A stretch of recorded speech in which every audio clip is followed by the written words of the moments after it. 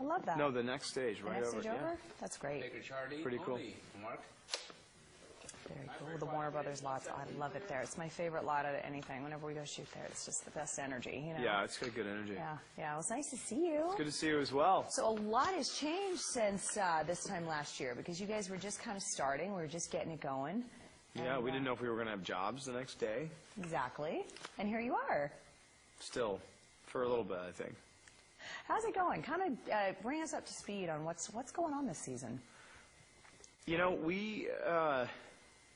Damon's been forced to sort of feel and sort of understand what it's like in this sort of human form to actually feel and care about things, which is sort of throwing him. And Stefan and Elena, you know, I think Stefan and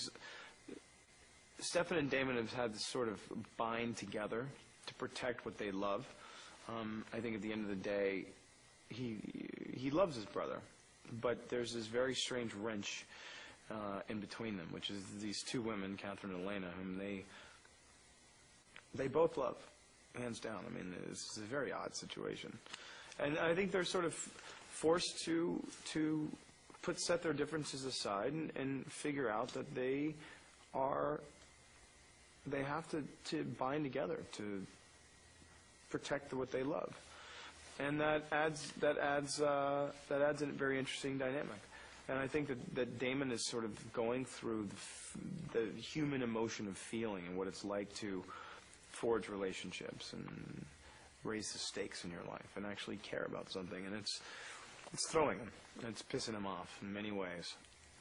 I think your fans are happy. You guys, I mean, internationally, it's astounding. You know, it's really cool. It is. It's so cool. How is that for you? I mean, are you kind of like oblivious to it, and then you go someplace and you're like, what the heck?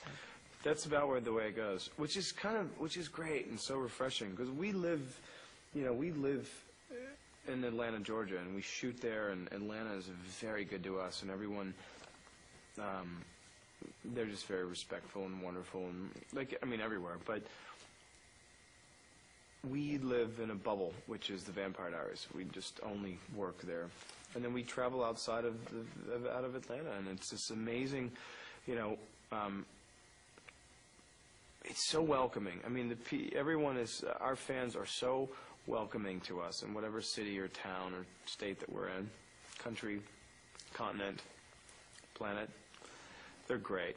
They're really great, and they're really warm and very inviting and enthusiastic. There's such a great enthusiasm by virtue of the fact that a large portion of the demographic is very young, and they're exceptionally enthusiastic. So it's a blast, you know. It's a lot of fun. Yeah, once you hook that demographic, like the teens, tweens, any of that up to like the early 20s, if you can get them latched on, that's it. But they're so much fun, and they're so giving to us, and they're so, when you listen to their thoughts and what's going through their head and sort of the stories that they come up with and the things that they conjure up in their head, and also, too, how well they read through the lines, you know.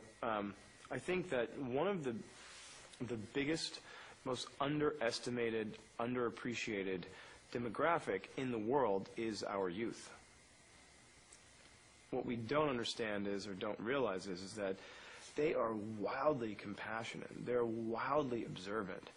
And they have these mini focus groups everywhere because they're in schools. So they're constantly talking to each other, and they're firing off ideas at each other. So they're very, very, very ingenuitive and very sort of caring in what they think about these storylines, and they become very invested in these characters and what their journeys are, what their plights are. And it's a lot of fun to be a part of that. It's a lot of fun to talk to a 13-year-old who just goes, and then Damon did this, and they just have all these things that are going on in their head, and you just think to yourself, whoa, man, you know more about the show than me. It's always great. It's awesome. Do you reach out to your fans' Twitter? I know Nina does a lot. She has like 4,000 Twitter, whatever you call it. No, I think she has 400,000. Oh, 400,000. Oh, 400,000. 400,000.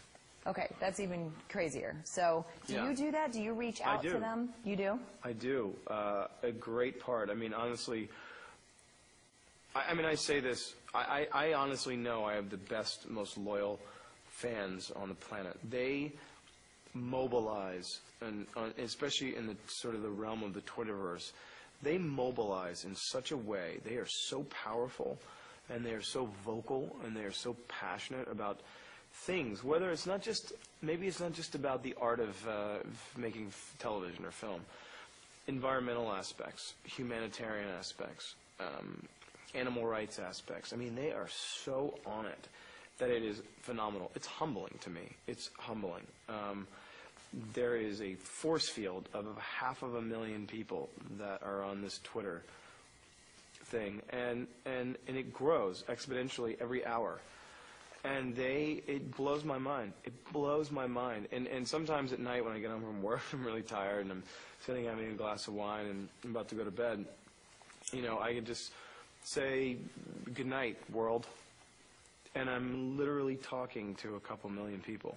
And it is just, you know, when you travel around the world a lot, you realize sort of how small the world is. And this interconnectivity of what this communication company, Twitter, has done, has brought everyone together in such a strange way that when you get into bed, you really feel as if you literally just said goodnight to a couple million people.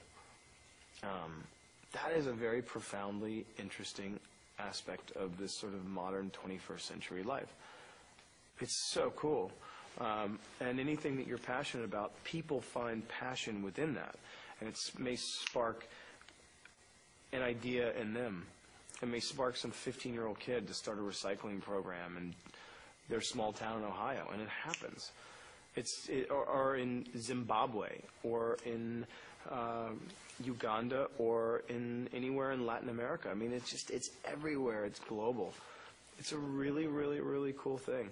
So cool. They're cool tools, that, and they Facebook are. and everything. Yeah. Especially if you're putting out positive things to the people who respect you and looking up to you. And it's great. And when you look at their responses, Facebook as well. My foundation, I launched a foundation that deals with Facebook, and it's amazing. I mean, if you're putting that amount of good energy out there, and you have that amount of good energy coming back, then there is actually a transfer of really positivity. It's really cool. What's your foundation called? It's called the Somerhalder Foundation. And I launched it on my birthday, December 8th, and the response has been overwhelming from the world. So I thank them so much. I mean, we had donors from 195 countries, and they still come in every day.